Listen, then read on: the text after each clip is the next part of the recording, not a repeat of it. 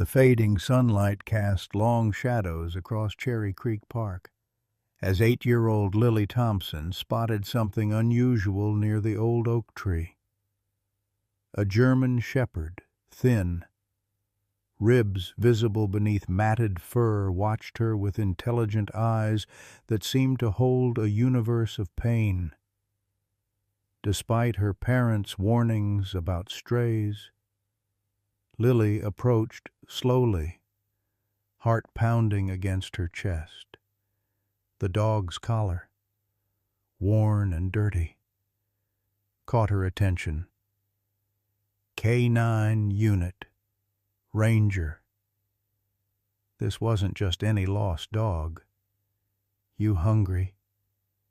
"Boy," she whispered, offering half her turkey sandwich with trembling fingers.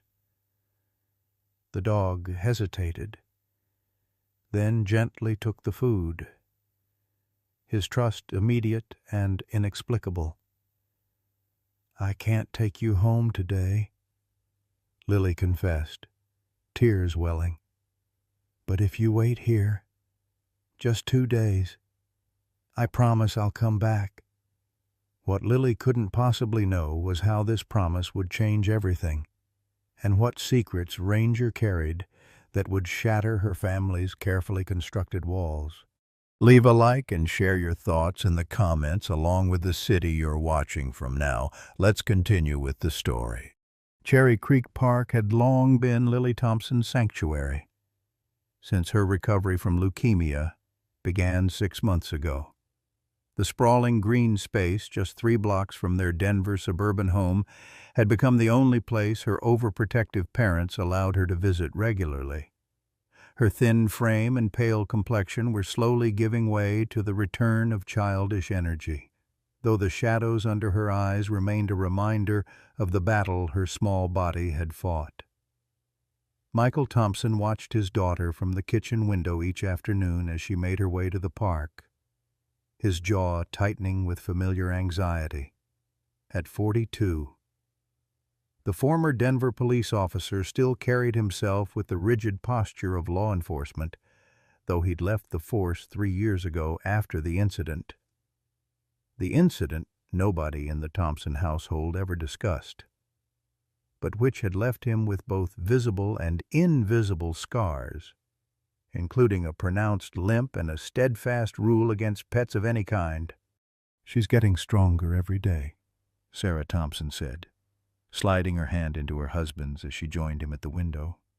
At 39, Sarah's work as a pediatric nurse at Denver Children's Hospital had given her a clinical understanding of their daughter's illness, but nothing had prepared her for the emotional toll of nearly losing her only child. Her blonde hair, once long and lustrous like Lily's, was now cut into a practical bob streaked with premature gray. The Thompson home was meticulous, sterile almost a necessity during Lily's treatment that had become habit. Photos lined the walls, chronicling happier times Michael in his police uniform with his K9 unit colleagues, Sarah cradling newborn Lily, family trips to the mountains before the diagnosis. What was notably absent were the typical signs of childhood: no muddy shoes, no scattered toys, and certainly no pet hair. 3 miles across town, in an alley behind the Denver Police Department's K9 training facility, a shadow of the elite police dog Ranger had once been fought for survival. His disappearance 6 months ago had made headlines briefly before being forgotten by all but a few. The German shepherd, who had once led his handler through gunfire, who could track suspects across miles, who had earned commendations for bravery, now scrounged for scraps and avoided human contact until a small, kind-hearted girl offered half a sandwich and a promise. The turkey sandwich was the first real food Ranger had eaten in days. Lily watched him consume it with the careful precision of an animal who wasn't sure when his next meal would come. Despite his ragged appearance, there was something dignified about the way he ate, no desperate gulping, just measured bites that spoke of his training. "My mom says I shouldn't touch strays," Lily confided, keeping her distance even as she longed to stroke his matted fur. "But you're not really a stray, are you? You belong somewhere?" She pointed to his collar, the letters K9 Unit still visible despite the grime. "Ranger, is that your name?" At the sound of his name, the dog's ears perked up, and something flickered in those intelligent brown eyes, recognition, perhaps even hope. It made Lily's heart squeeze in her chest. She had learned to recognize hope during her long hospital stays. It was the same look she'd seen in her parents' eyes on her better days. The park was quiet that Tuesday afternoon, most children still in school. Lily's flexible homeschooling schedule, another consequence of her illness, meant she had the playground and open fields mostly to herself. She sat cross-legged on the grass, keeping a respectful distance from Ranger as she opened her backpack. "I brought extra water," she said. Pouring some into the lid of her thermos, she placed it on the ground and scooted it toward him with her foot. "It's really important to stay hydrated. That's what my mom always says."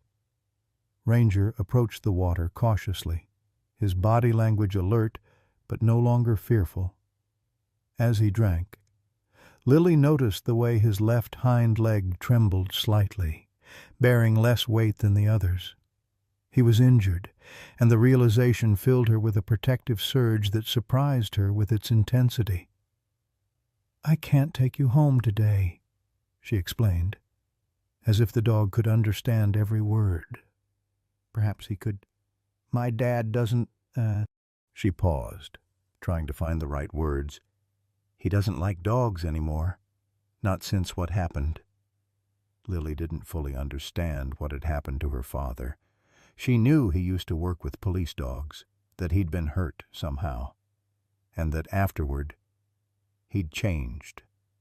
The father who once carried her on his shoulders and laughed easily had been replaced by a quieter, more cautious man who jumped at sudden noises and checked the locks 3 times before bed. "But I have a plan," she continued, her voice dropping to a conspiratorial whisper. "If you stay here, if you wait just 2 days, I'll come back with my parents. They need to see you, especially my dad." She reached into her pocket and pulled out a granola bar, unwrapping it slowly. "I think maybe you could help him, like the doctors helped me." She broke the granola bar into pieces, placing them on the ground between them. Ranger approached and ate them one by one, maintaining eye contact with her. There was an understanding between them, a connection Lily couldn't explain but felt deeply. 2 days, she repeated.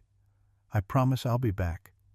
When she finally stood to leave, the separation felt physical, like pulling apart something that should remain connected.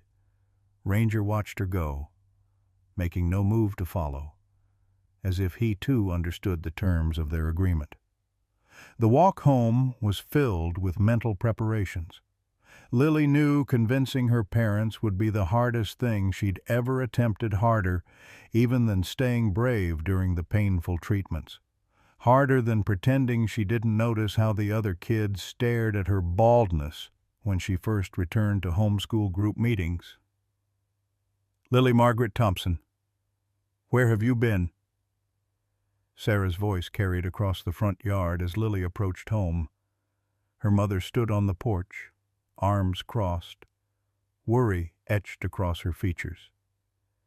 "You're 15 minutes late. You know the rules."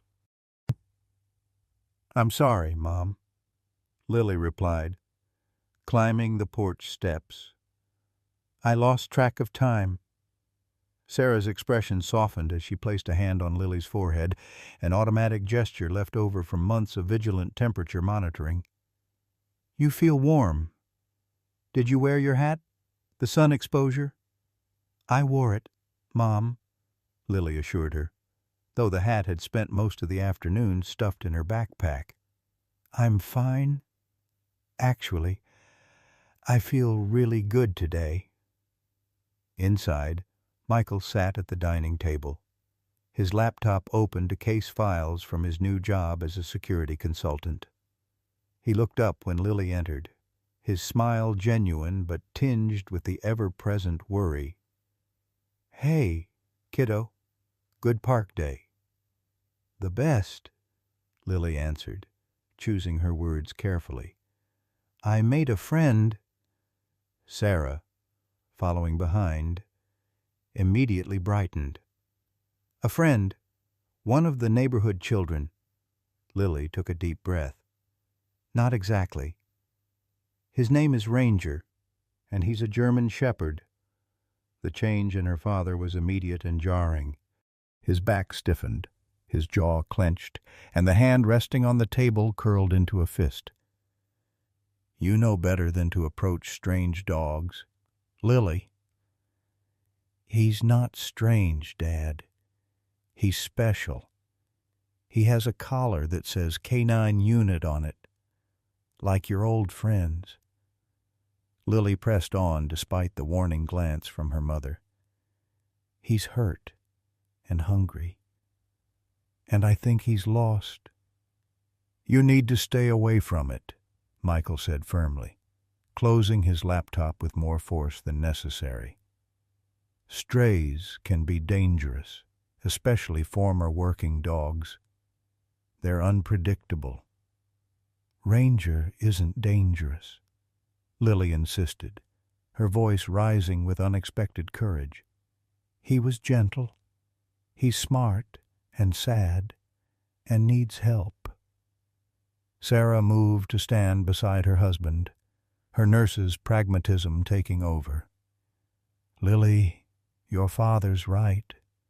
With your immune system still recovering, we can't risk exposure to an animal that might be carrying diseases." "Then we can take him to a vet," Lily suggested, her mind racing ahead. "Please, can we at least go see him? I told him we would come in 2 days." Michael stood abruptly, his chair scraping against the hardwood floor. "You told a dog we would come see him, Lily. It's an animal, not a person. It doesn't understand promises." "He understood," Lily said with absolute conviction.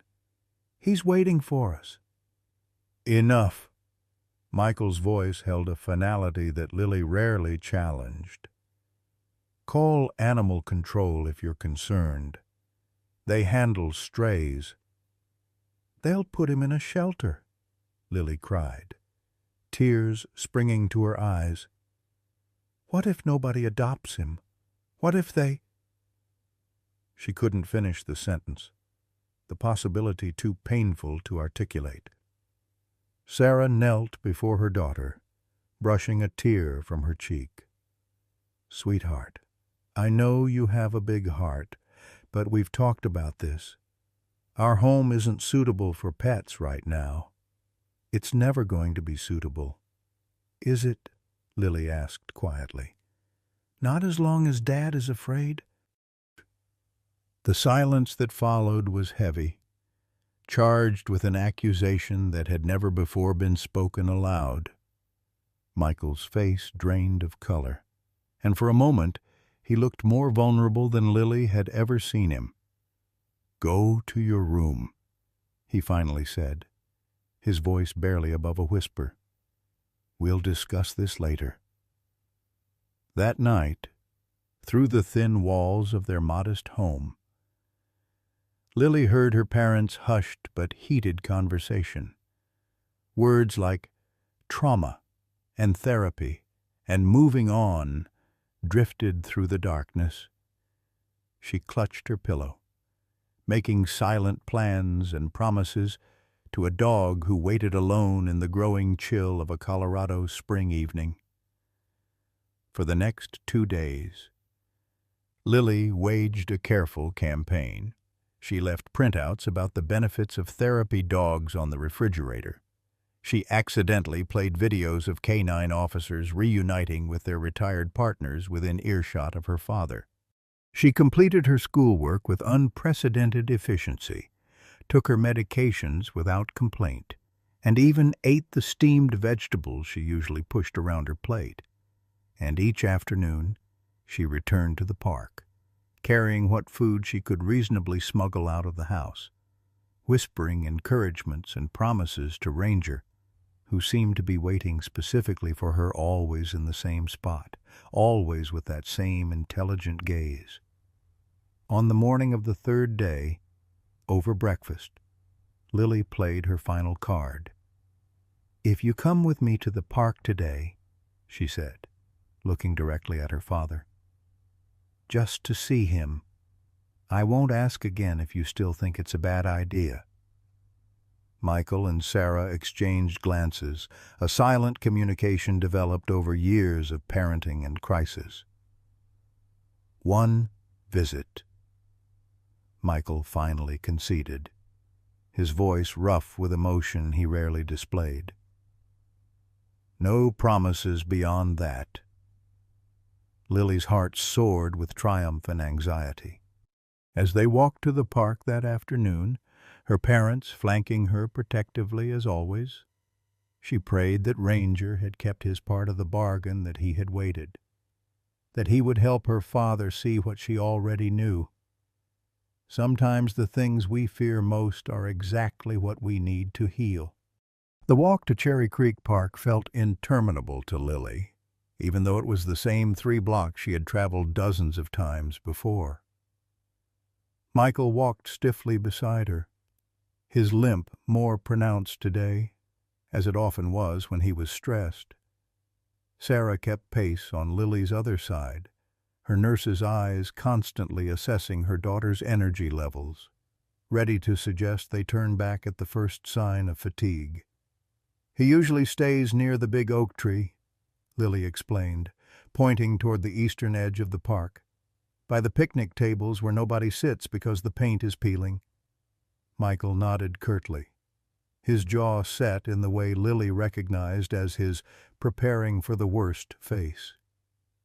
It was the same expression he'd worn before her more difficult treatments, when he tried to appear strong while falling apart inside.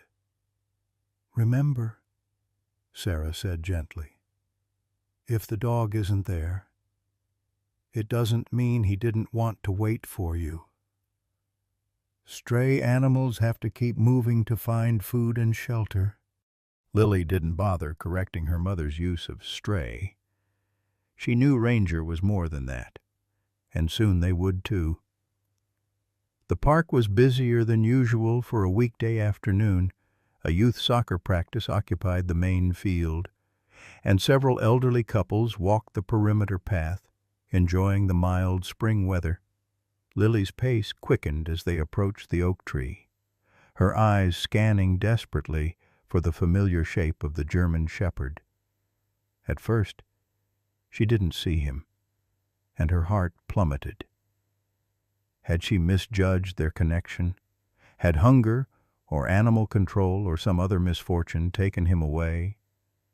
Then a movement caught her eye, a dark form lying in the dappled shade beneath the oak's sprawling branches.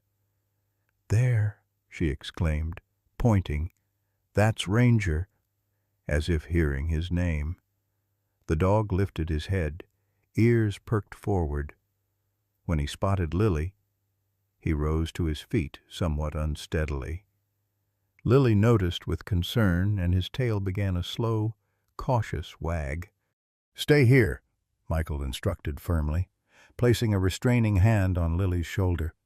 "Let me approach first." "But Dad—" "Lily," his tone brooked no argument, "if this dog is a former K9, there are protocols." Something in her father's voice had changed, a shift from reluctant participant to professional engagement. Despite her impatience, Lily recognized the importance of this moment and nodded her agreement. Michael stepped forward, his security consultant's briefcase forgotten as his body language transformed. His shoulders squared, His stance widened slightly, and his right hand moved instinctively to where his service weapon would have been years ago. He approached the German shepherd with measured steps, maintaining eye contact but avoiding direct confrontation. "Ranger," he called, his voice taking on a commanding tone Lily rarely heard at home. "Stay." The dog, who had begun to move toward Lily, immediately froze at the command, his body rigid with attention. Michael faltered mid-step, visibly startled by the immediate response. "He knows police commands," Sarah whispered, her hand finding Lily's. "Your father's right. He must be a trained canine." Michael continued his approach, now speaking in low, even tones that didn't carry back to where Lily and Sarah waited. The German shepherd remained perfectly still, his eyes fixed on Michael with an intensity that seemed almost human in its focus. Then something extraordinary happened.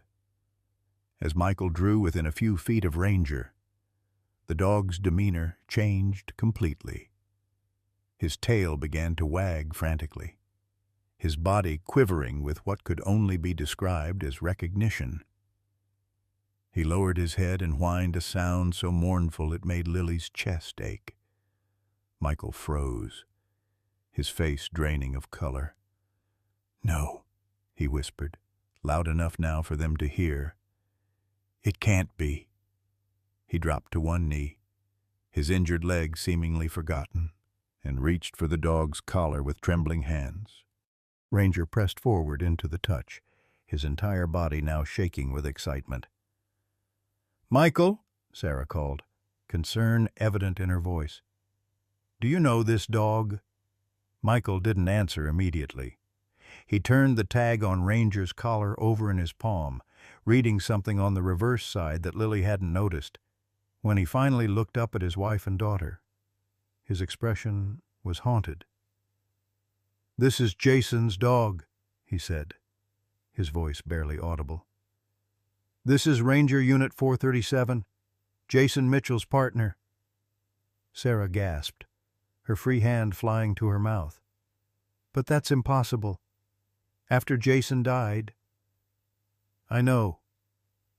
Michael cut her off, his eyes never leaving the dog who now pressed against him as if trying to merge their shadows. "He was supposed to be reassigned.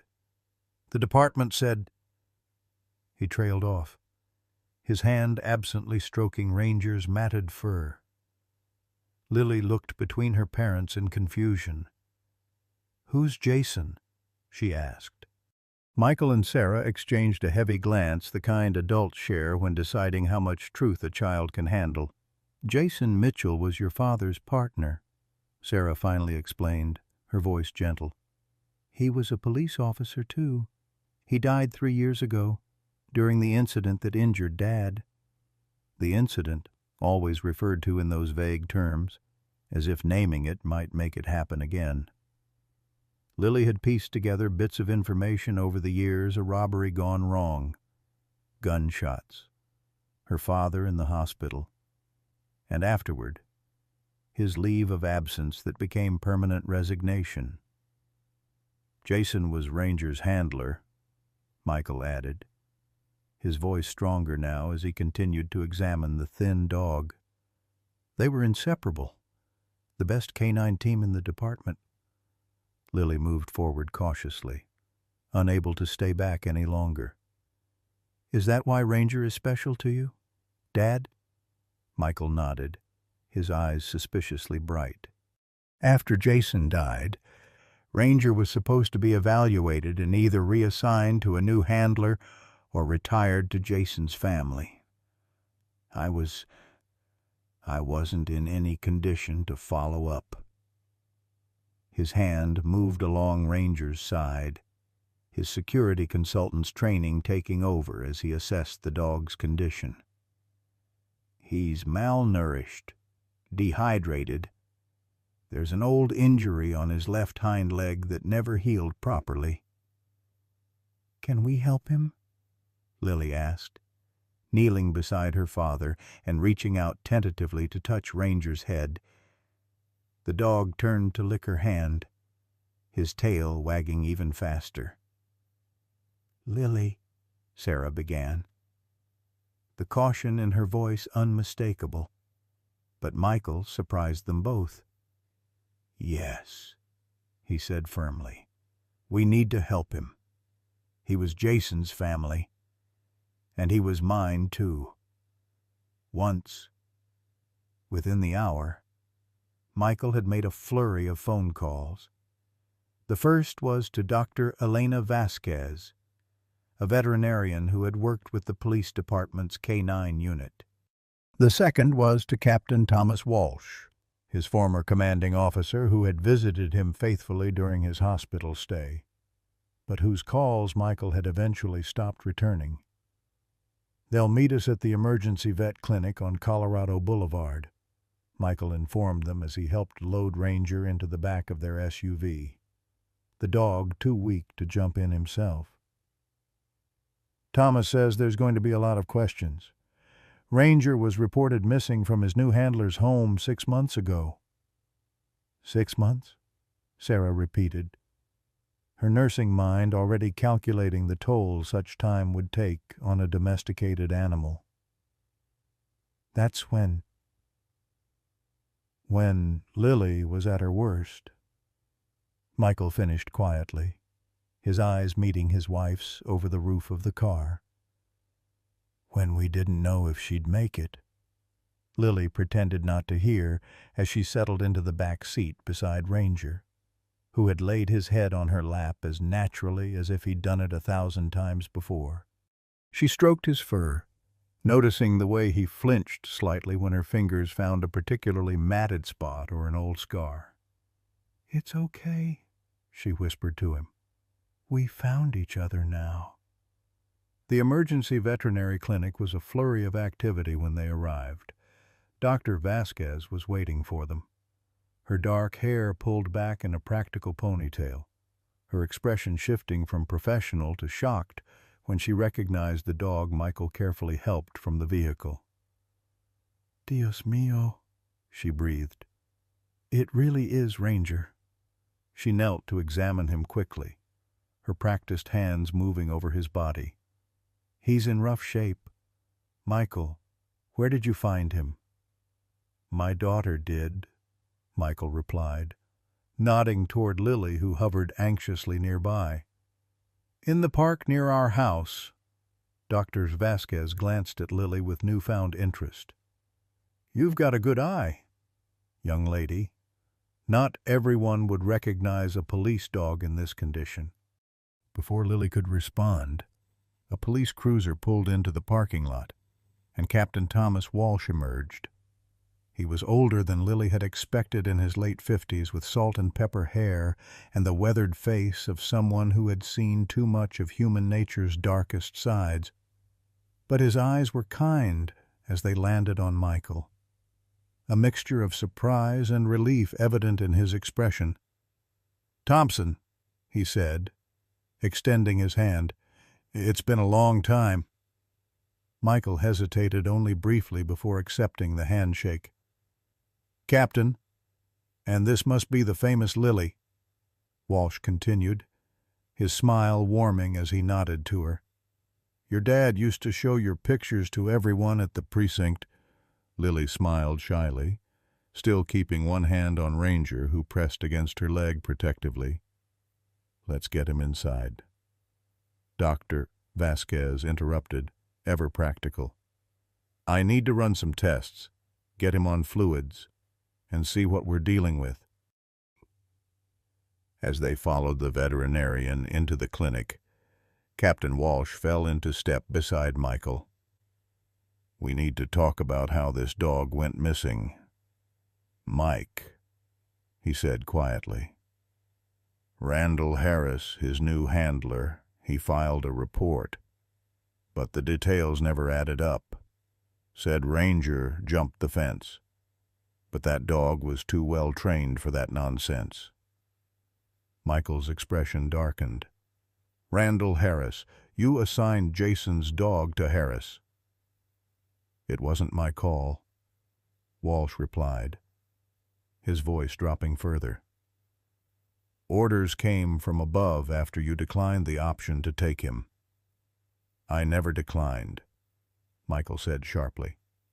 "I was told Ranger was being retired to Jason's parents in Montana."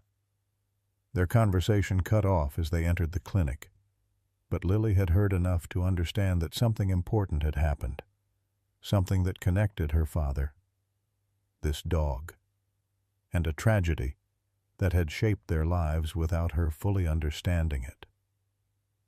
As Dr.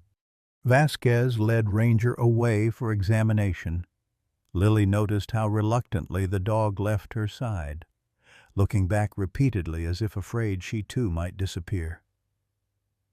"He'll be okay," Sarah assured her, squeezing her shoulder. "Dr. Vasquez is the best." But Lily wasn't worried about Ranger's medical care. She was worried about what would happen after, about who had the right to decide where he belonged. Because in the short time she had known him, she had become absolutely certain of one thing: Ranger belonged with them. The veterinary clinic's waiting room smelled of antiseptic and dog kibble, a combination that reminded Lily uncomfortably of her own long hospital stays. She sat between her parents on a hard plastic bench, her legs swinging anxiously above the floor. Michael stared straight ahead, his posture rigid and his hands clasped so tightly his knuckles had turned white. Sarah flipped through a dog magazine without really seeing the pages, her nurturing instincts clearly torn between her daughter's obvious emotional investment and her husband's palpable distress. "Dad," Lily ventured after 20 minutes of tense silence, "did you work with Ranger too, or just with Officer Mitchell?" Michael seemed to consider the question carefully before answering. "I worked with them both. Jason was my partner for 7 years. Ranger joined us for the last 3 of those. We were a team." "Like the Three Musketeers," Lily suggested, trying to lighten her father's mood. The comparison drew a small, sad smile from Michael. "Something like that." Captain Walsh returned from the reception desk where he'd been making phone calls, his expression guarded as he took a seat across from the Thompson family. "The department wants a full report," he explained. "There'll be an investigation into how a valuable K-9 officer ended up abandoned in a public park." "What will happen to Ranger now?" Lily asked, addressing the question directly to Walsh rather than her father. The captain's weathered face softened as he looked at her. "Well, young lady, that's a complicated question. Technically, Ranger is still department property. He was assigned to Officer Harris after your father declined." "I never declined," Michael interrupted, his voice sharp. "I was in the hospital, then on medical leave. By the time I was thinking clearly enough to ask about Ranger, I was told arrangements had already been made." Walsh held up his hands in a placating gesture. "I'm just telling you what's in the paperwork. Mike, we can sort out that discrepancy later. For now, Ranger needs medical care and a safe place to recover." "He can stay with us," Lily said immediately, looking to her parents for confirmation. "Right." Before either Michael or Sarah could respond, the door to the examination rooms opened, and Dr. Vasquez emerged. Her expression was serious but not grave, a distinction Lily had learned to recognize during her own medical journey. "Ranger is stable," the veterinarian announced. "He's malnourished and dehydrated, with an improperly healed fracture to his left hind leg that's causing him pain. There are also several old injuries consistent with mistreatment." Her dark eyes flicked meaningfully toward Captain Walsh. "Someone hasn't been treating this dog according to department standards. Thomas?" Walsh's jaw tightened. "We'll look into it. Elena, what's the prognosis?" With proper care, good nutrition, and some physical therapy, he should make a full recovery. Dr. Vasquez turned her attention to Lily. He kept looking for you during the examination. You've made quite an impression. Lily couldn't help the smile that spread across her face. Can we take him home? Dr. Vasquez looked to Michael and Sarah, then to Captain Walsh. Medically. He needs a stable environment to recover. The shelter isn't ideal. He can stay with us temporarily, Michael said. His decision seemingly made in that moment. Until the department sorts out what happened and decides on his future placement. Sarah raised an eyebrow at her husband, surprise evident in her expression, but she nodded her agreement. We have the space, and Lily has already formed a bond with him. Captain Walsh considered this, then nodded. I'll clear it with the department. Given your history with the K-9 unit, Thompson, and the circumstances, I think I can convince them it's the best temporary solution. I'll need you to fill out some paperwork. Though, as the adults discussed logistics, Lily slipped away and approached the examination room door, through the small window. She could see Ranger lying on a metal table, an IV drip attached to his front leg. Despite his obvious weakness, his head lifted immediately when he sensed her presence, his ears perking forward. He needs special food to help him gain weight properly. Dr. Vasquez was explaining when Lily returned to the group, and he'll need these antibiotics twice daily for the infection in his leg. The pain medication should be given with food. Sarah, ever the nurse, was taking detailed notes. What about his emotional state after what he's been through? German shepherds are resilient, especially ones with police training, Dr. Vasquez replied. Vasquez. But he may have trust issues, anxiety, possibly even PTSD. Animals experience trauma much like humans do. Michael flinched slightly at the mention of PTSD, a reaction not lost on Walsh, who studied his former officer with concern. We understand trauma, Sarah said softly, her hand finding Michael's. We'll give him the time and space he needs. An hour later, after signing multiple forms that temporarily placed Ranger in their custody as material witnesses in an ongoing investigation, the Thompson family led a somewhat steadier Ranger to their SUV. The German shepherd moved slowly, his left leg clearly causing him discomfort despite the medication, but his eyes remained alert, constantly checking Lily's position as if afraid she might disappear. He'll need a bed, Sarah was saying as Michael helped Ranger into the back of the vehicle. And bowls, proper food. We're not prepared for this. We'll stop at PetSmart on the way home, Michael replied, his voice calmer than it had been all day. I remember what he needs.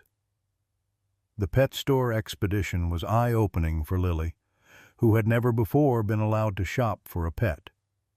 Her father moved through the aisles with surprising confidence, selecting a large orthopedic bed, stainless steel bowls, high-quality food, and a gentle harness to replace the worn collar. No toys yet, he explained when Lily lingered near a display of plush squeakers. He needs to readjust to basic comforts first. Too much stimulation could overwhelm him. Lily nodded seriously, absorbing this information like a student with a particularly important lesson. Like when I first came home from the hospital, and you kept my room quiet and calm. Michael looked at his daughter with newfound appreciation. Exactly like that, Lily Bear. You understand him better than most adults would. At home, They established Ranger in a corner of the living room where he could see all entrances and exits. Another tip from Michael that highlighted his forgotten expertise with working dogs. Sarah prepared a special meal under Dr. Vasquez's instructions, while Lily sat cross-legged on the floor near Ranger's new bed, not touching him but providing quiet companionship. "He's watching the doors," she observed as Ranger's eyes tracked her father's movements around the house. "He's assessing the environment," Michael explained, his voice taking on the instructional tone Lily remembered from before his injury. "Making sure it's secure. It's what he was trained to do."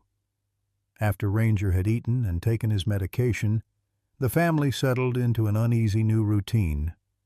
The German Shepherd dozed on his bed, occasionally startling awake and scanning the room before relaxing again when he located each family member. Michael sat at the dining table with his laptop open, but Lily noticed he wasn't working. Instead, he was looking at old photographs. Images she caught glimpses of as she passed men in police uniforms, dogs in training, award ceremonies. That night, after Lily had gone to bed, she overheard her parents talking in low voices in the living room. "Are you sure about this, Michael?" Sarah was asking. "After everything you've been through, bringing a police dog into our home?" "I'm not sure about anything," came her father's honest reply. "But seeing him today, knowing he was Jason's, I couldn't turn my back on him again." "Again?" Sarah's voice sharpened with surprise. "What do you mean, again?" A long pause followed, during which Lily held her breath, afraid to miss her father's answer. "After Jason died, after I was released from the hospital, they asked if I wanted to take Ranger," Michael finally said, his voice so low Lily had to strain to hear it. "It's sometimes done when a handler dies in the line of duty. Their partner gets the option to adopt their dog. But I was a mess. Sarah, the nightmares, the panic attacks, the pain. I couldn't even take care of myself, let alone a high-drive working dog." "You never told me they offered you Ranger." "Because I was ashamed," Michael admitted. "Ranger was there that day. He tried to protect Jason after it happened at the hospital. He wouldn't leave Jason's side until they forced him to. And when they brought him to see me, he knew. Sarah, he looked at me like he was asking where Jason was, why I hadn't protected his handler." "Michael, that's your guilt talking, not reality," Sarah said gently. "You nearly died trying to save Jason." "But I didn't save him," Michael replied, his voice breaking. "And then I abandoned his dog too." And the conversation shifted then, their voices dropping even lower, and Lily retreated from her bedroom door, her young mind processing what she'd learned. Her father blamed himself for his partner's death. He'd been offered Ranger once before and had declined out of guilt and trauma. And now, through what could only be described as fate, Ranger had found his way back to them. The next morning brought a new rhythm to the Thompson household.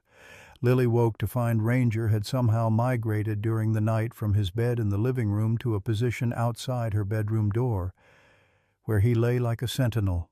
Michael, already dressed despite the early hour, was sitting on the floor beside him, his hand resting lightly on the dog's back.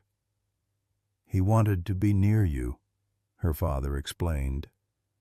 "I heard him pacing around 2 a.m. and found him here." Over the following days, a transformation began not just in Ranger, whose physical condition improved steadily with proper nutrition and care, But in the Thompson family itself, Michael spent hours on the phone with Captain Walsh and other officers, piecing together what had happened to Ranger after being assigned to Officer Harris. Sarah, initially cautious about having a large dog in their meticulously clean home, found herself researching canine rehabilitation techniques and implementing them with her nurse's precision. But the most remarkable change was in Lily. Her energy levels, which had remained stubbornly low even months after her treatments ended, began to improve dramatically. She insisted on joining Ranger for his short, prescribed walks, her small hand resting on the harness beside her father's larger one as they guided the recovering dog around the neighborhood. "His leg is getting stronger," she observed on the 5th day, as Ranger managed the entire circuit of their block without stopping to rest. "So are you," Michael replied. And Lily realized with surprise that he was right. She hadn't needed to rest either, hadn't felt the bone-deep fatigue that had become so familiar. Doctors Vasquez made a house call on day 6, examining Ranger with professional thoroughness while making notes in his medical file. "His recovery is exceeding expectations," she told them, genuine pleasure in her voice. "Whatever you're doing, keep it up." "It's Lily," Michael said with unexpected certainty. "They've connected somehow." The veterinarian observed the girl and dog together, how Ranger's eyes constantly tracked Lily's movements, how he positioned himself between her and the door when someone knocked, how she seemed to intuitively understand his needs before he expressed them. "I've seen this before in therapy dogs and their patients," Vasquez said thoughtfully. "A kind of mutual healing. It's not scientifically documented, but ask any experienced handler, and they'll tell you sometimes the right dog and the right person just find each other when they both need healing." On the morning of the 7th day, Captain Walsh arrived with another officer. Lily didn't recognize a tall man with a crew cut and cold eyes that assessed Ranger with what looked like irritation rather than concern.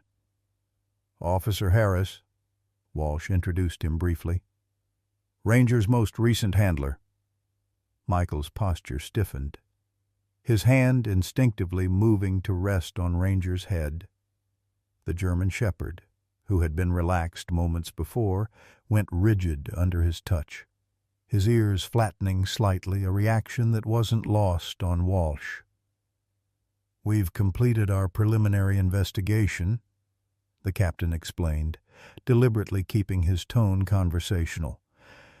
"There are some discrepancies we need to clear up." "Such as why my dog ran away," Harris interjected, his voice carrying a defensive edge. "These things happen, Captain. Canines are animals, not machines. Ranger was one of our most decorated and well-trained canine officers," Michael replied, his own voice dangerously calm. "He wouldn't just run away without cause." Harris's eyes narrowed. "With all due respect, Thompson, you've been out of the force for 3 years. Dogs change, especially after trauma." The implication hung in the air that Ranger had been irreparably damaged by witnessing Jason's death, perhaps becoming unpredictable or difficult to handle. Lily, sensing the tension, moved closer to Ranger, her small hand finding the soft fur behind his ear. "Maybe we should continue this discussion outside," Sarah suggested, nodding meaningfully toward Lily. The adults moved to the porch, their voices carrying faintly through the window. Lily remained with Ranger, who seemed unwilling to approach Officer Harris despite commands Michael had taught Lily to practice with him during the week. "It's okay," she whispered to the dog. "Dad won't let them take you if you don't want to go." But as she watched the adult's body language through the window, Harris gesturing emphatically, Walsh looking stern, her parents standing side by side in what she recognized as their united front, Lily wasn't sure her father would have a choice. Ranger might legally belong to the police department, and if they decided he should return to Officer Harris, the thought made her stomach clench with anxiety. Something wasn't right about Harris. The way Ranger had tensed at his presence told her everything she needed to know. "We won't let him take you," she promised Ranger, her arms encircling his neck gently. "You're home now. You found us for a reason." Ranger turned his head to look at her, his intelligent brown eyes seeming to communicate complete understanding. Then, with deliberate slowness, he rose from his sitting position and limped to the bookshelf across the room. With his nose, he nudged persistently at a low shelf until a book fell open on the floor, a photo album Lily had never seen before. Curious, she joined him, kneeling to look at the exposed page. It contained photographs of her father in his police uniform, standing proudly beside another officer younger, with a friendly smile and Ranger sitting attentively between them. "That's Officer Mitchell, isn't it?" she whispered. "That's Jason," Ranger whined softly, his nose touching the photograph with such gentle precision that Lily felt tears spring to her eyes. This wasn't just her father's former colleague or a faceless name from the past.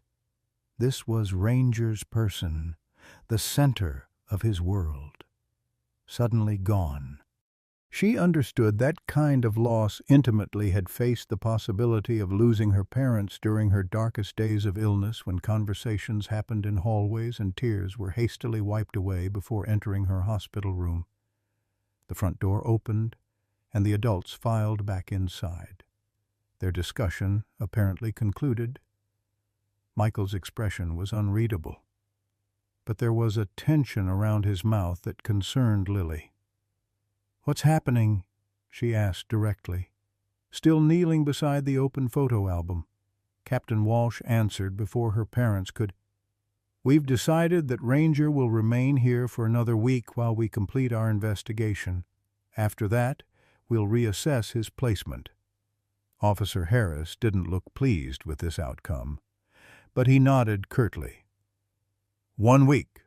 Then I expect my K-9 returned to active duty." As they prepared to leave, Harris approached Ranger, reaching out to pat his head in what seemed like a performative gesture of affection. The German shepherd backed away, pressing against Lily's legs. "Still skittish," Harris commented with a dismissive shrug. "He's been like this since Mitchell bought it. Probably should have been retired then." The casual cruelty of the remark hung in the air as Harris departed. Michael stood frozen in the doorway, his hands curled into fists at his sides, while Sarah placed a restraining hand on his arm. Only when the police cruiser had pulled away did Michael turn to his family, his expression resolute. "We have 1 week," he said, his voice steady with newfound purpose.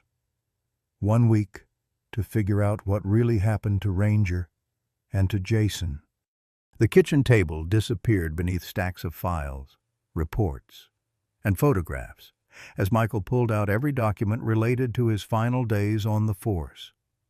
His laptop ran multiple searches simultaneously, the screen flashing with personnel records and incident reports he'd managed to access through old department connections who still owed him favors. Sarah had cleared her nursing schedule for the week, calling in personal days she'd accumulated during Lily's illness but never used. The Thompson family was on a mission. Jason and I were investigating a series of high-end burglaries. Michael explained to Sarah and Lily as they sorted through the paperwork. Jewelry stores, art galleries, private collections, all hit with military precision. No witnesses, minimal evidence. "Why isn't this in the official report?" Sarah asked, holding up the thin folder marked Mitchell J.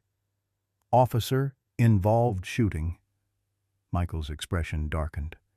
"Because officially, we were responding to an anonymous tip about drug activity at the warehouse. The burglary investigation isn't mentioned anywhere." Lily, who had been quietly examining photographs of the crime scene, looked up with the sharp perception children sometimes display. "Was that Officer Harris in any of the pictures from the warehouse?" Michael paused, his brow furrowing. "No. He wasn't part of our unit then. He transferred in from Denver County about 2 months after." He trailed off, unwilling to complete the sentence in front of his daughter. "After Officer Mitchell died." Lily finished for him, her voice gentle but matter-of-fact. Living with serious illness had given her a relationship with mortality few 8-year-olds possessed. "Yes," Michael acknowledged. "Harris came in during the departmental shakeup. Several positions opened up after." Again, he hesitated. "After you left," Sarah supplied, her hand finding his across the table. "It's okay to say it, Michael." Ranger, who had been lying quietly at Lily's feet throughout this discussion, suddenly lifted his head, ears perked toward the window.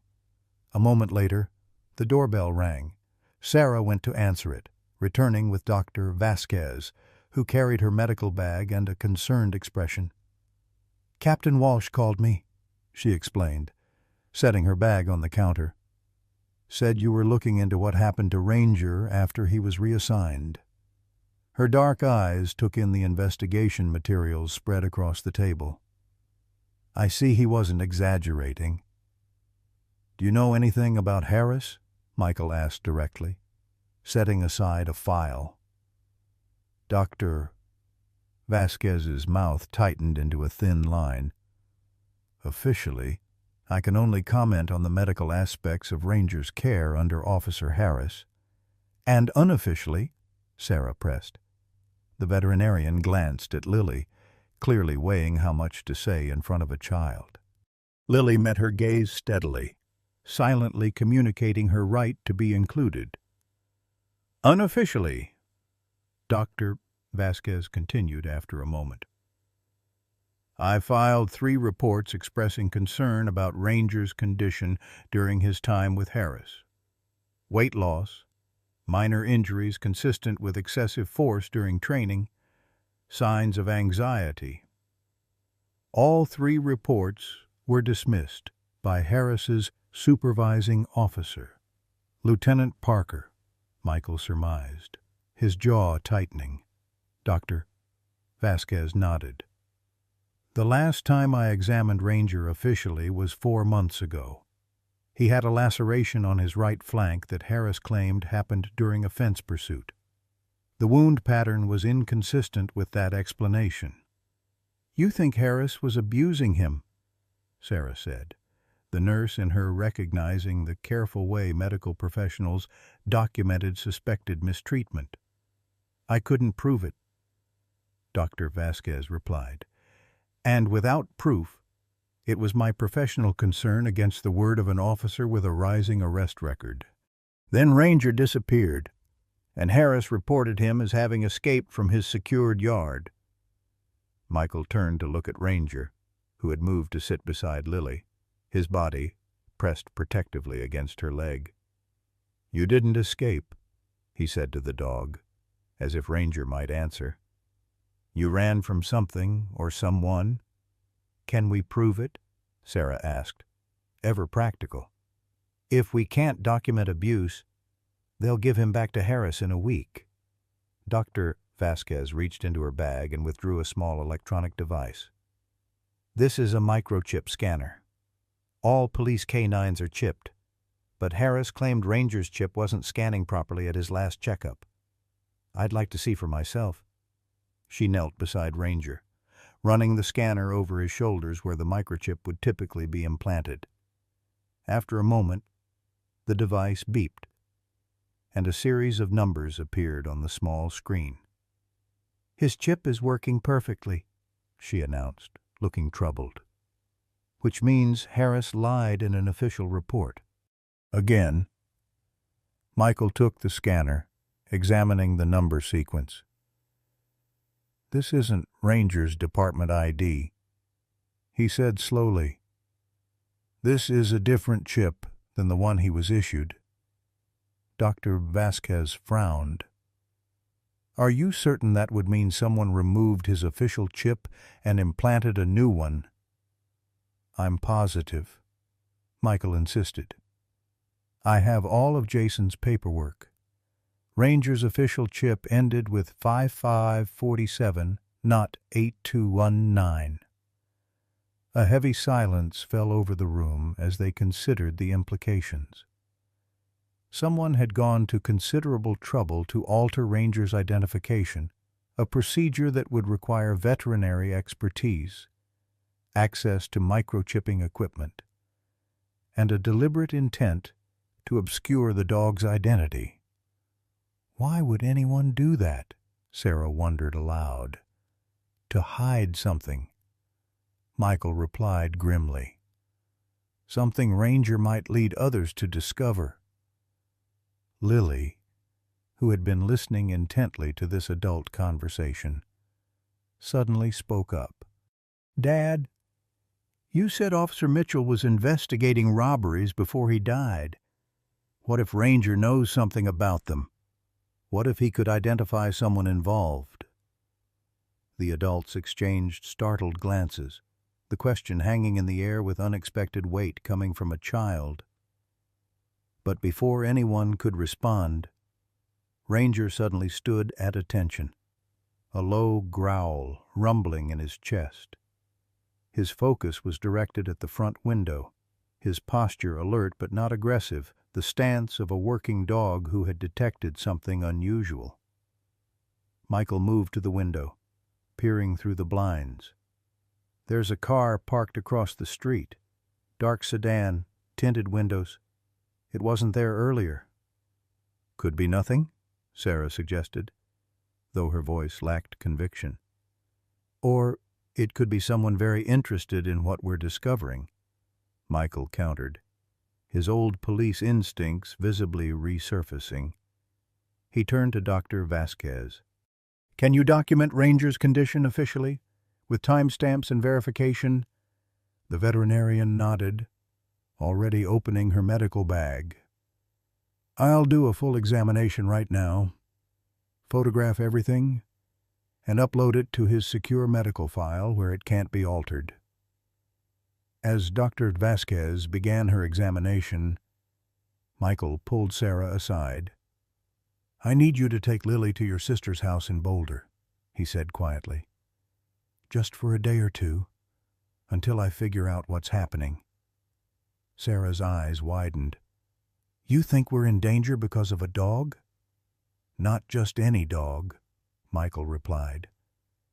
"A dog who was present at a crime scene where his handler was killed, who was then reassigned to an officer who mistreated him, and who had his official identification altered. Something bigger is happening here. Sarah." Lily, overhearing this exchange, moved to stand beside Ranger, her small hand resting protectively on his back. "I'm not leaving him," she declared with unexpected firmness. "He found me for a reason, Dad. We're supposed to help each other." Michael knelt to his daughter's level, his expression grave. "Lily Bear, this could get complicated. If Harris is involved in something illegal, if there's a connection to what happened to Jason, then Ranger needs us more than ever," Lily insisted. "He waited for me in the park for 2 days. Dad, he trusted me when he wouldn't trust anyone else. I promised him we'd help." Michael looked up at Sarah. A silent communication passing between them, the kind only parents of a seriously ill child develop, weighted with memories of other promises, other moments when their daughter's determination had proven stronger than adult caution. "We stay together," Sarah finally decided, "but we take precautions." By evening, the Thompson home had been subtly fortified. Michael installed the security system he'd purchased months ago but never activated. Dr. Vasquez completed her examination, documenting every scar, every healing wound, every sign of neglect in Ranger's condition. She left with copies of Michael's files, promising to secure them in her clinic safe where they couldn't accidentally disappear. As darkness fell, Lily sat with Ranger in the living room, watching as her father methodically cleaned a gun she hadn't known he owned. The German shepherd seemed calmer with each passing hour in their home, but his vigilance never wavered, his eyes regularly scanning windows and doors, his ears tracking sounds too faint for human detection. "How did you get away from Officer Harris?" Lily asked him softly, not expecting an answer but feeling the question needed to be voiced. "How did you find your way to our park?" Ranger turned to look at her, his intelligent eyes seeming to hold volumes of unspoken history. He pressed his muzzle gently against her hand. "I think he had help," Michael said from across the room, his voice thoughtful as he reassembled his weapon. A working dog like Ranger, even injured, wouldn't stay in one location unless he was waiting for someone specific. "He was waiting for me," Lily said with absolute certainty. Michael smiled faintly. "Maybe so, but I think someone helped him get away from Harris. Someone who knew he'd be safer away from the department." The next morning brought Captain Walsh to their door, his expression grave as Michael invited him inside. Ranger, who had slept at the foot of Lily's bed despite having his own comfortable bed in the corner of her room, padded into the living room to greet the captain with cautious recognition. "We have a problem. Thompson," Walsh said without preamble. "Harris is pushing hard for Ranger's return, effective immediately. He's got Lieutenant Parker backing him." "On what grounds?" Michael demanded. "We have documentation of neglect, evidence his microchip was illegally replaced, none of which matters if the department chooses not to investigate," Walsh interrupted. "There's something bigger happening here. Mike, Harris has friends in high places, and they're closing ranks." Michael paced the living room, his limp more pronounced with agitation. "This is about Jason. Isn't it about what we were really investigating before he was killed?" Walsh's silence was confirmation enough. "The burglaries," Michael pressed. "We were getting close to something, weren't we? Something big enough that someone was willing to kill a police officer to protect it." "I can't officially comment on an ongoing investigation," Walsh replied carefully, his eyes darting to Lily, who sat quietly with Ranger, absorbing every word. "But off the record, yes. And I think you need to be careful, very careful, about what you do next." As if summoned by their conversation, Ranger suddenly rose to his feet, moving to the front window with purpose. His posture changed, not the alert tension of detecting a threat, but the focused intensity of recognition. He whined softly, pawing at the glass. Michael joined him at the window, peering through the blinds. A woman stood on the sidewalk in front of their house, early 30s, professionally dressed, her hands thrust deep in the pockets of her blazer as she studied their home with unmistakable intent. "Do you know her?" Sarah asked, joining them at the window. Michael shook his head slowly. "No, but Ranger does. Look at him. He recognizes her." Indeed. The German shepherd's entire demeanor had changed. His tail wagged slightly, and he continued to whine, not distressed, but eager, like he was greeting a friend. "Stay inside," Michael instructed his family, retrieving his weapon from its secure lockbox. "I'm going to talk to her. Talk to—" "Michael," Sarah began, her voice tight with concern. "I'll be careful," he promised, checking that his gun was secure in its holster at the small of his back, concealed beneath his jacket. "But if she knows Ranger, she might be the key to understanding what's really going on." As Michael stepped onto the porch, Ranger suddenly bolted past him, moving with more speed and agility than he'd shown since they found him. Before anyone could react, he reached the woman on the sidewalk, not attacking but greeting her with unmistakable joy, rising on his hind legs despite his injury to place his front paws on her shoulders. The woman knelt, embracing the dog with evident emotion, her face pressed into his fur. When she looked up at Michael, her eyes were filled with tears. "My name is Rebecca Mitchell," she said, her voice steady despite her evident emotion. "Jason was my brother, and I think it's time you knew the truth about what happened to him and to Ranger." The Thompson living room had never felt so crowded with tension. Rebecca Mitchell sat perched on the edge of the sofa, her hands wrapped around a mug of untouched coffee. Ranger lay at her feet, his head resting on her shoe in a gesture of familiarity that spoke volumes. Michael sat opposite her, his posture rigid, while Sarah positioned herself protectively near Lily, who had refused to be excluded from the conversation despite her parents' concerned glances. "I've been looking for Ranger for months," Rebecca explained, her voice steady despite the emotion evident in her eyes. "After Jason died, they told us Ranger would be retired and sent to live with our parents in Montana. But when I called to check on him a few weeks later, they said the department had decided to keep him in active service instead." "That's not standard protocol," Michael said, his brow furrowed. "A K-9 who loses their handler, especially in a traumatic incident, is almost always retired."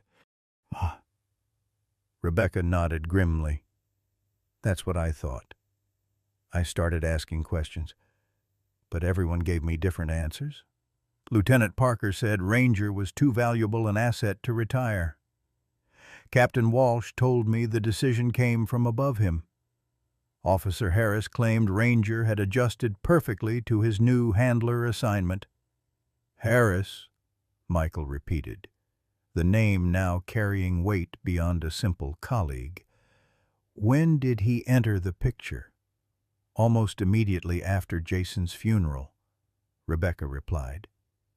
"He approached me there, actually. Said he'd been assigned as Ranger's new handler and wanted to assure our family he'd take good care of him." Her mouth twisted bitterly. "He seemed sincere at the time." Sarah leaned forward. "But you didn't believe him? Not after I saw Ranger a month later. I insisted on visiting him at the K-9 facility." Rebecca's voice caught slightly. "He'd lost weight. Wouldn't make eye contact. When Harris gave him commands, he obeyed. But there was something mechanical about it. The connection wasn't there. And there was a fresh cut on his muzzle that Harris claimed happened during training." Lily, who had been listening intently, spoke up with the directness of childhood. He was hurting Ranger. Wasn't he on purpose? Rebecca met the child's gaze with respect rather than condescension. Yes, I believe he was. But proving it was another matter. Every time I filed a complaint, it disappeared into bureaucratic limbo. Every time I requested medical records, I was told they were confidential department property. So what changed? Michael asked. How did Ranger end up in our park? Rebecca glanced down at the German shepherd, who looked up at her with clear devotion. I had help from inside the department, someone who believed me, who had access to the canine facility. We had a plan to document the abuse over time, build a case that couldn't be ignored. Her voice hardened. But then Ranger came back from a training exercise with Harris with injuries so severe our contact couldn't wait any longer. They helped him escape, replaced his department tracking chip with a regular identification chip, and arranged for him to be temporarily housed with a vet tech outside the city. But he ran away, Sarah surmised, the pieces beginning to fit together. 3 days after his rescue, Rebecca confirmed. The vet tech came home to find a broken window. She thought someone had stolen him, but our contact in the department suggested he might have escaped on his own, trying to find Jason, Michael finished quietly. Or someone connected to Jason, Rebecca added, her gaze settling meaningfully on Michael. You were his partner. Ranger would remember your scent, your voice. If he was looking for safety, for connection to his past life. The implication hung in the air, interrupted by Lily's clear voice. He wasn't just running away from something. He was running toward something. She reached out to stroke Ranger's head. He was finding his way back to family. The adults exchanged glances, struck by the simple wisdom in the child's observation. There's more, Rebecca continued after a moment. This isn't just about Ranger's mistreatment, although that's part of it. This is about why my brother died. She reached into her bag and withdrew a sealed envelope. Jason mailed this to me the day before he was killed. It arrived 3 days after his funeral. Michael accepted the envelope with a hand that wasn't quite steady. Inside was a handwritten letter and a small USB drive. He knew he was in danger, Rebecca explained as Michael scanned the letter. He'd discovered something during your burglary investigation, something that implicated people within the department. Michael looked up sharply.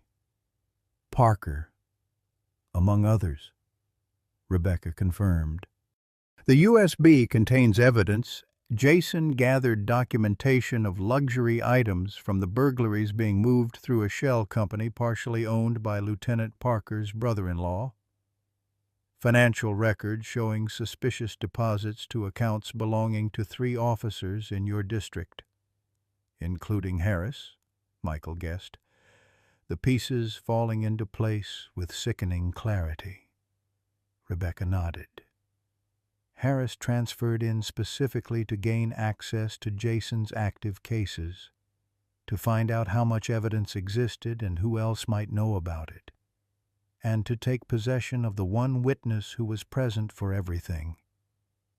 All eyes turned to Ranger, who lay quietly at Rebecca's feet, seemingly unaware of his central role in a conspiracy that had cost his handler's life. But why keep him alive at all? Sarah asked, the practical nurse considering the cold logistics of a cover-up. If he was a potential witness, why not just... She glanced at Lily and amended her phrasing. Why take the risk Because a K-9 officer dying mysteriously right after his handler would raise too many questions, Michael answered, his mind racing through the implications. Better to discredit the dog, make him seem unstable, traumatized, unreliable, and if he eventually had an accident during training or a high-risk operation, well, that's an occupational hazard for police dogs. "That's horrible," Lily whispered, her arms instinctively tightening around Ranger's neck. "What I don't understand," Michael continued, addressing Rebecca directly, "is why they didn't come after me. I was Jason's partner. I was there that day." A heavy silence filled the room before Rebecca answered. "They did, Michael. The warehouse shooting wasn't random. It wasn't a drug bust gone wrong. You and Jason were lured there specifically." The color drained from Michael's face as the full implication of her words sank in. "They meant to kill us both." Rebecca nodded solemnly. According to Jason's letter, he suspected the tip about drug activity was a setup. He tried to warn you, but there wasn't time. When only you survived. They had to improvise. Your injuries, your trauma, your eventual resignation from the force had all worked in their favor. A grieving, PTSD-affected former officer asking questions would be easy to dismiss. Sarah moved to Michael's side, her hand finding his shoulder in silent support as he absorbed this devastating revelation. "All this time," he said hoarsely, "I thought I failed him, that if I'd been faster, more alert." "You were meant to die alongside him," Rebecca said gently. "The fact that you survived at all was a miracle and a complication for them." The room fell silent, except for the sound of Ranger's steady breathing and the tick of the mantel clock. Outside, afternoon shadows lengthened across the front yard, casting the interior of the house in deepening gloom that matched the somber mood. It was Lily who finally broke the silence, her young voice steady with a determination that belied her age. "So what do we do now? How do we protect Ranger and make the bad people pay for what they did to Officer Mitchell?" The adults exchanged glances, the innocence and moral clarity of the question highlighting the complexity of their situation. Before anyone could answer, the sharp ring of Michael's cell phone cut through the tension. He glanced at the screen, his expression darkening. "It's Harris," he announced, his finger hovering over the accept button. "Put it on speaker," Sarah suggested, her nurse's instinct for documentation kicking in. "We all need to hear this." Michael nodded, accepting the call and activating the speaker function. "Thompson here." "Thompson." Harris's voice filled the room, crisp and professional, with an undercurrent of barely contained agitation. "I'm calling to inform you that the department has expedited the review of K-9 Ranger's situation. I'll be coming by tomorrow at 0900 to retrieve him and return him to active duty." Michael's eyes met Rebecca's across the room, a silent communication passing between them. "On whose authority?" he asked, keeping his voice neutral. "Lieutenant Parker has signed off on it personally," Harris replied, a note of smugness creeping into his tone. "The paperwork's already been processed. Captain Walsh will be delivering the official notice later today." "I see," Michael said carefully. "And the investigation into Ranger's condition. The evidence of neglect and abuse that Dr. Vasquez documented." A brief pause. "Those allegations have been reviewed and dismissed as unfounded," Harris stated flatly. "The department veterinarian has provided a conflicting assessment." "The department veterinarian hasn't examined Ranger since he was found," Michael pointed out, his control slipping slightly. "Irrelevant," Harris snapped. "The decision has been made. Euro 900 tomorrow. Thompson, have the dog ready for transport." The call ended abruptly, leaving a tense silence in its wake. Ranger, who had lifted his head at the sound of Harris's voice, now pressed closer to Lily, a low whine escaping his throat. "They're panicking," Rebecca observed quietly. "Something's forced their hand." Michael nodded grimly. "They must know you're here, or they've discovered the evidence Jason left behind. Either way, they're moving faster than we anticipated." "We have to leave," Sarah said decisively, her maternal instinct for protection overriding everything else. "Now, before they come for Ranger or worse." "And go where?" Michael asked, though his expression suggested he already knew the answer. "Somewhere we can make a stand," Rebecca replied, her eyes reflecting the same determined grief that had sustained her through months of searching for her brother's killer. "Somewhere we can finally expose the truth." As if understanding the gravity of the conversation, Ranger rose to his feet, moving to stand beside Lily with the protective stance of a working dog on duty. His posture was no longer that of an injured stray, but of a trained canine officer ready to serve not Harris, not the department that had betrayed him, but the family who had taken him in when he had nowhere else to go. "We have until morning," Michael said, checking his watch. "Just enough time to gather what we need and disappear." Lily reached for Ranger's harness, her small fingers tightening around the sturdy material. "We promised we'd protect him," she reminded her parents, her voice steady despite the fear evident in her eyes. "And Ranger's going to protect us too. That's what he was trained to do."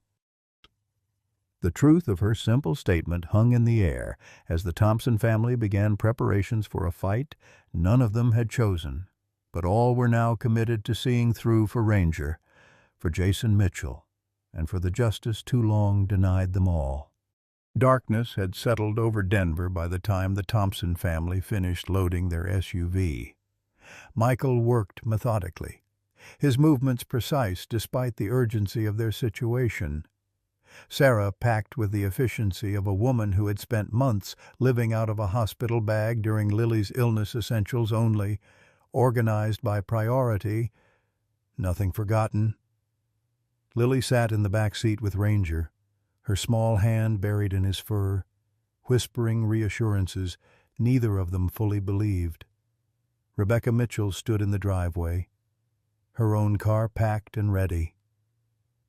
"The cabin is about 3 hours from here," she confirmed, checking the coordinates on her phone's GPS.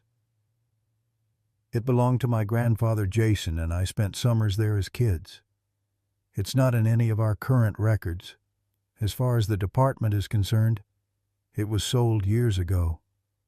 "And the road?" Michael asked, his police training focusing on tactical considerations even now. "Single access point, but with good visibility. About half a mile of private driveway through the woods. We'll see anyone coming long before they reach us." Sarah emerged from the house with one final bag, Lily's medications, extra dosages packed just in case. "Do we have cell service at this cabin?" Rebecca hesitated. "Spotty at best. There's a landline, though." "We'll take my satellite phone," Michael decided, retrieving the device from his security consultant's equipment. "Direct line. Can't be easily traced or tapped." As they prepared to depart, headlights suddenly swept across the house, a vehicle turning onto their street, moving slowly with deliberate purpose. Michael signaled for silence, motioning everyone back toward the shadows of the garage. Ranger went rigid beside Lily. His ears perked forward, but he remained silent, a testament to his training and intelligence. The vehicle, a familiar police cruiser, pulled to a stop across the street. Captain Walsh emerged alone, surveying the loaded vehicles with a resigned expression before approaching the house. "You're making a run for it," he observed. Not a question, but a statement of fact. "Can't say I blame you." Michael stepped forward, positioning himself between Walsh and his family. "Did you know, Tom, about Jason, about what really happened that day?" The captain's weathered face seemed to age further under the weight of the question. "Not at first," he admitted. "By the time I started putting the pieces together, you were already gone from the department, and the official narrative was set in stone." "And you did nothing," Michael said, unable to keep the accusation from his voice. "I did what I could from the inside," Walsh countered, his voice low but intense. "Why do you think Ranger's medical reports kept getting flagged for review, despite Parker's attempts to bury them? Who do you think made sure Dr. Vasquez kept her position when Parker tried to have her reassigned? I couldn't move openly against them. Not without evidence." Rebecca stepped forward, the USB drive clutched in her hand. "We have the evidence now. Jason collected it before he died." Walsh eyed the drive with a mixture of hope and trepidation. "Then you're in more danger than you realize. Parker knows you're onto something. He's called in Harris and 2 other officers for a special assignment tonight. They're not waiting until morning to come for Ranger." The implications hung in the cold night air. Harris's call had been a misdirection, buying time while they organized a more immediate response. "How long do we have?" Michael asked, already calculating. "An hour. Maybe less," Walsh replied. "They're waiting for a warrant. But Parker has a judge in his pocket. It won't take long." Sarah clutched Lily's shoulder protectively. "We need to leave. Now. They'll be watching the main roads," Walsh warned. "Parker's smart. He'll have patrols at all the obvious exit routes from the city." Michael exchanged a glance with Rebecca. "We need a diversion." Walsh nodded grimly. "That's why I'm here. Take my cruiser, they won't stop a police vehicle, especially with my clearance codes active. I'll drive your SUV in the opposite direction. Draw them away long enough for you to get clear of the city. They'll know it was you," Michael pointed out. "Your career, my career ended the moment I let this conspiracy continue unchallenged." Walsh interrupted. A flash of the decorated officer he'd once been breaking through his compromised present. "Jason deserved better from me. So did you." The exchange of vehicles was accomplished with military precision. Walsh provided Michael with his service weapon and extra ammunition. "Just in case," he said grimly while Sarah transferred Lily's medications and Ranger's supplies to the cruiser's trunk. Rebecca followed in her own car, prepared to split off if necessary to further confuse any pursuit. As Michael slid behind the wheel of the police cruiser, Walsh leaned in through the window, his expression solemn. "When you reach somewhere safe, call this number." He pressed a business card into Michael's hand. "Federal prosecutor I've known for 20 years. Incorruptible. She'll know what to do with the evidence." "Thank you, Tom," Michael said, the weight of years of misplaced blame and suspicion lifting slightly between them. "Don't thank me," Walsh replied, his voice rough with emotion. "Just make sure Jason gets justice. And keep that dog safe. He's the only living witness to what really happened that day." With that cryptic parting statement, Walsh climbed into the Thompsons' SUV and drove away, heading ostentatiously toward the interstate that would lead north out of the city. Michael waited until the taillights disappeared around a corner before starting the cruiser and heading in the opposite direction. Rebecca's headlights, a constant presence in his rearview mirror. "What did he mean?" Sarah asked from the passenger seat, her voice low to avoid waking Lily, who had finally succumbed to exhaustion in the back seat, her head pillowed against Ranger's side. "About Ranger being a witness." Michael's hands tightened on the steering wheel. K-9 officers are trained to remember people they encounter during operations, their scents, their movements. If Ranger was present when Jason was shot, he might recognize the shooter, Sarah finished. The implications clear. Even after all this time, which explains why they couldn't just retire him to Jason's family, Michael added grimly. And why they assigned him to Harris specifically. "To keep him under control," Sarah whispered. "To make sure he never had the chance to identify whoever pulled the trigger." The city lights faded behind them as they took the winding mountain roads leading west into the foothills. Ranger remained alert despite the late hour, his head occasionally lifting to track movements outside the vehicle, his training evident in every vigilant gesture. They drove in tense silence for nearly 2 hours, the radio scanner in the police cruiser providing a constant background of department chatter. It was just past midnight when the first alarming transmission came through. "All units be advised. We have a report of a stolen police vehicle. Last seen heading west on County Road 27. Suspect is former Officer Michael Thompson. Considered armed and dangerous. Approach with caution." Michael exchanged a grim look with Sarah. That didn't take long. "What happened to Walsh's diversion?" she asked, instinctively glancing back at Lily, who still slept soundly. Either they saw through it, or... Michael didn't finish the thought. The possibilities too troubling to voice. Rebecca's headlights flashed twice in the rearview mirror, their prearranged signal for trouble. Michael slowed slightly, allowing her to pull alongside. Her window rolled down, and she gestured urgently toward a barely visible turnoff ahead. "Change of plans," she called across. "There's a different route to the cabin logging roads, not on public maps.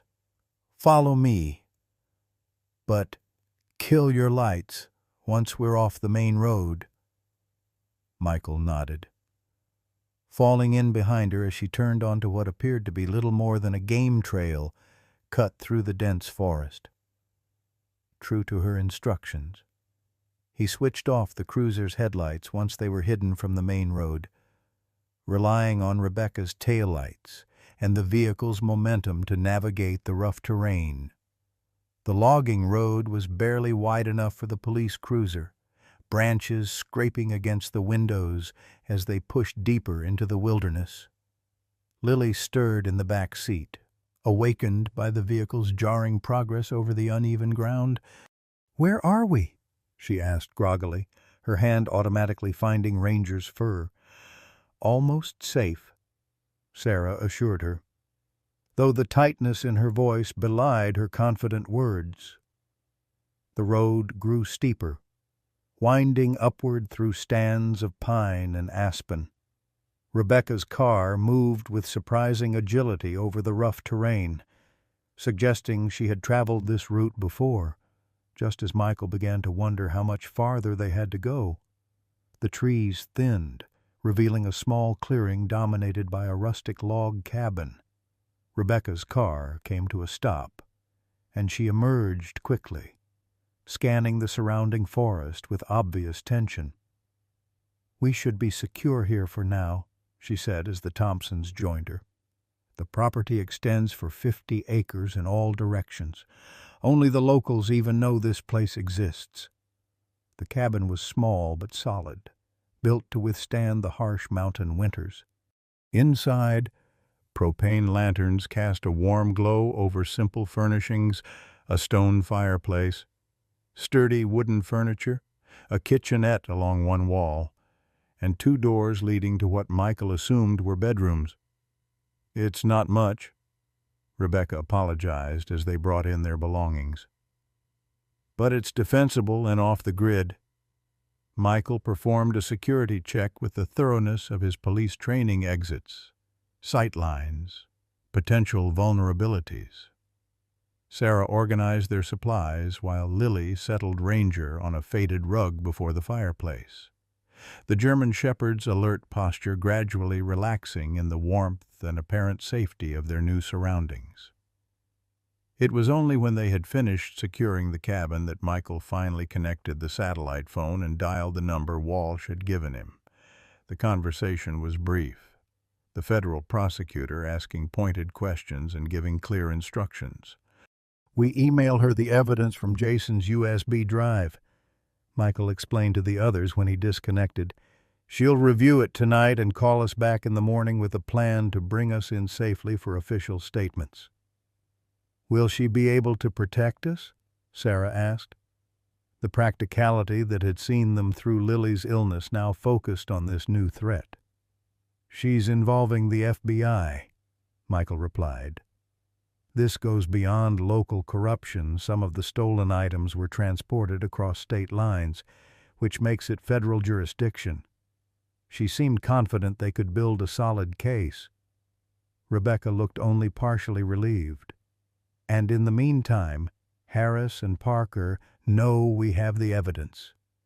They're not going to just wait for federal agents to arrest them." As if in answer to her concern, Ranger suddenly lifted his head, ears perked toward the cabin's front door. A low growl rumbled in his chest, not aggressive, but alerting, the sound of a working dog detecting something amiss. Michael moved immediately to the window, peering cautiously through the curtains toward the dark forest beyond. At first, he saw nothing. Then, far down the logging road they had ascended, a faint flicker of light appeared headlights, quickly extinguished, but unmistakable in the mountain darkness. "Someone followed us," he announced grimly, reaching for Captain Walsh's service weapon. "Get away from the windows." "How?" Sarah demanded, already moving to shield Lily. "We were careful. Rebecca said these roads aren't on any maps."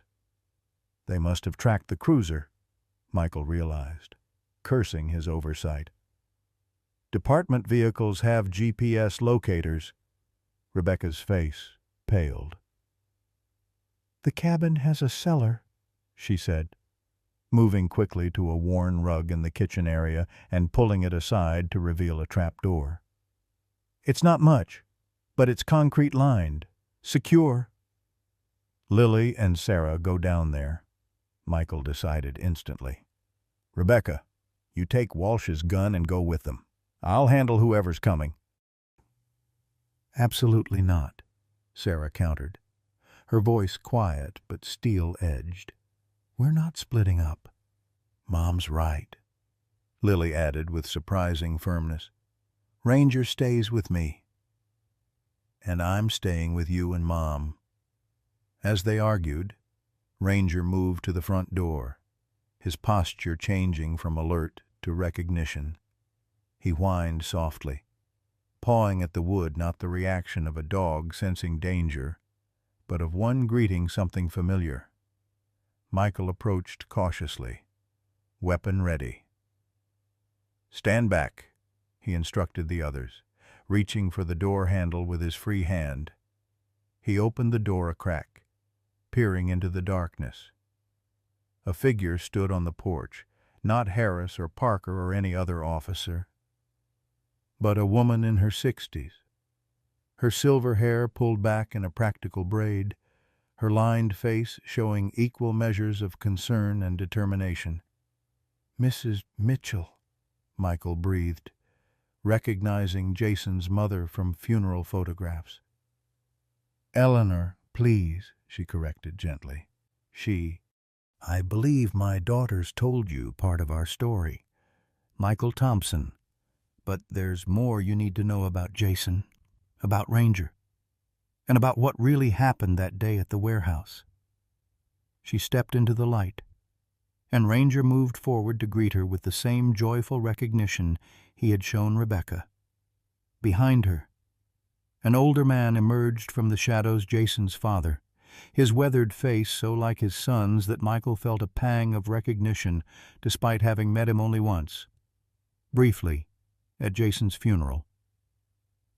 "We're Jason's parents," Eleanor Mitchell explained simply, "and we're here to help you save the dog who tried to save our son." Eleanor Mitchell moved with the quiet efficiency of a woman accustomed to crisis.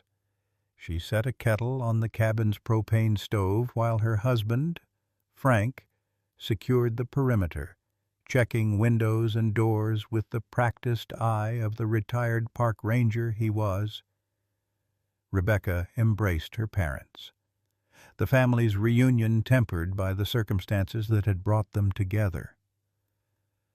"We've been staying at a motel about 20 miles from here," Eleanor explained, pouring hot water into mugs of instant coffee. "After Rebecca told us she'd located Ranger, we knew it was time to come back to Colorado." "How did you find us?" Michael asked, still processing their unexpected arrival. Frank Mitchell's weathered face creased in a smile that didn't quite reach his eyes. "This cabin has been in our family for 3 generations. When Rebecca was a teenager, we installed an emergency radio system after she got lost hiking once. Old habits die hard, we still check it whenever we're in range. And when we heard her vehicle on the access road, we followed," Eleanor added. "Fortunately, we arrived before your pursuers." Sarah accepted a mug of coffee with murmured thanks, her nurse's eyes assessing the older couple. "Those lights Michael saw was that you—" Frank shook his head grimly. "No. There are at least 2 vehicles on the logging road, moving slowly. They're being cautious, which gives us maybe an hour before they reach the cabin." Michael moved to the window, peering through the crack in the curtains at the darkness beyond. "We need to move the cruiser and Rebecca's car. They're too visible. There's an old equipment shed about a quarter-mile back into the property," Frank offered. "Camouflaged for game hunting. Should hide the vehicles well enough to buy us time." As the men left to relocate the cars, Eleanor settled on the worn sofa beside Lily, who remained close to Ranger.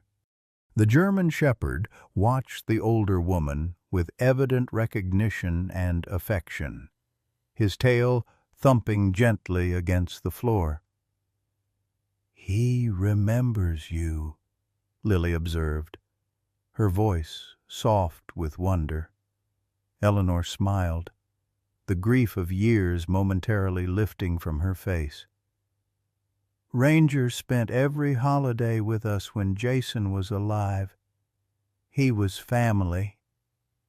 She reached out to stroke the dog's head, her fingers finding the exact spot behind his ear that made his eyes close in contentment.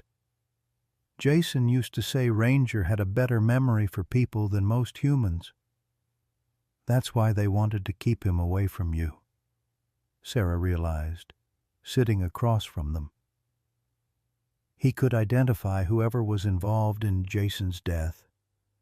Eleanor nodded, her expression hardening. "We didn't understand at first. After Jason died, we were told Ranger would be retired to us standard procedure when a handler is killed. But then the department changed their minds, claimed he was too valuable an asset to retire. When we pressed for answers, she continued, we hit walls at every turn. Lieutenant Parker himself called to explain that Ranger was adjusting well to his new handler, and that disrupting his routine would be detrimental to his recovery from the trauma. You didn't believe him, Lily stated with a child's directness. No, we didn't, Eleanor confirmed. Jason had warned us in his last phone call home, told us that if anything happened to him, we should be suspicious of the official story. He didn't go into details, said it was safer if we didn't know, but he made us promise to look after Ranger if something went wrong. She paused, visibly gathering herself before continuing. When they wouldn't release Ranger to us, we knew something was deeply wrong. That's when Rebecca started her investigation, with our full support. Michael and Frank returned from hiding the vehicles, their expressions grim. They're getting closer, Michael reported. 2 SUVs moving in tandem. Department issue, by the look of them. We don't have much time, Frank added, his voice carrying the calm authority of someone accustomed to wilderness emergencies. We need to decide stand and fight, or use the back trails to escape. Fight with what? Sarah asked pragmatically. We have 2 guns against what could be a tactical team. 3 guns, Eleanor corrected. Retrieving a worn leather bag from near the door, she withdrew a shotgun with the ease of long familiarity. Jason taught me to shoot when he was in the academy. Said I should always be able to protect myself. The quiet strength in the older woman's voice silenced them all momentarily. Here was the source of the determination that had driven Rebecca's months-long search for justice, a mother's unyielding resolve to honor her son's memory. Before we decide anything, Michael said, I need to know everything. What really happened the day Jason died, and how Ranger fits into all of this. Frank and Eleanor exchanged a glance laden with shared grief and purpose. Show him, Frank said softly to his wife. Eleanor reached into her pocket and withdrew a small leather pouch. From it, she carefully extracted what appeared to be a standard police K9 tag, identical to the one currently on Ranger's collar, but newer, less worn. This is Ranger's original tag, she explained, handing it to Michael. The one the department claims was lost when he was reassigned. Michael turned the tag over in his hand, frowning at its ordinariness. I don't understand. Why is this important?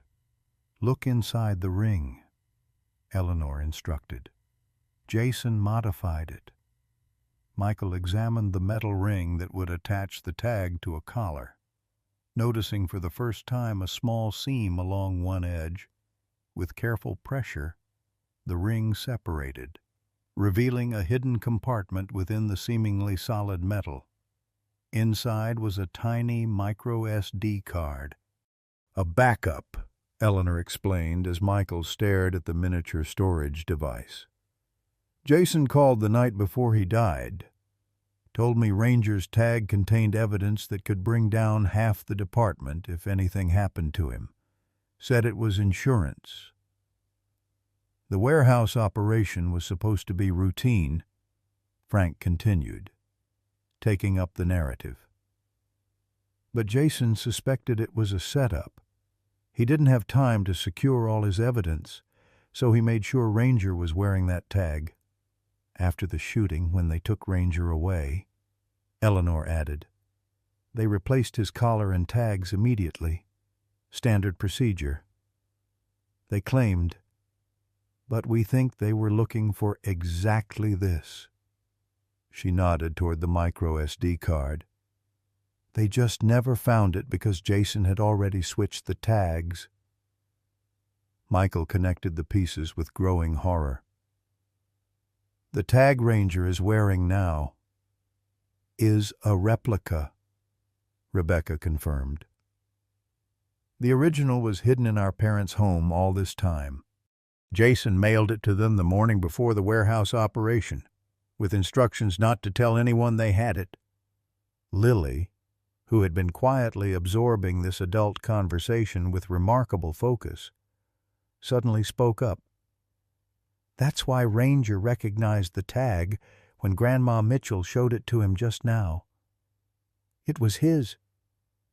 The adults turned to the child in surprise, then to Ranger, who was indeed focused intently on the tag in Michael's hand, his head tilted in the particular way working dogs show recognition. "Smart girl," Frank said with gentle approval. "Nothing gets past this one."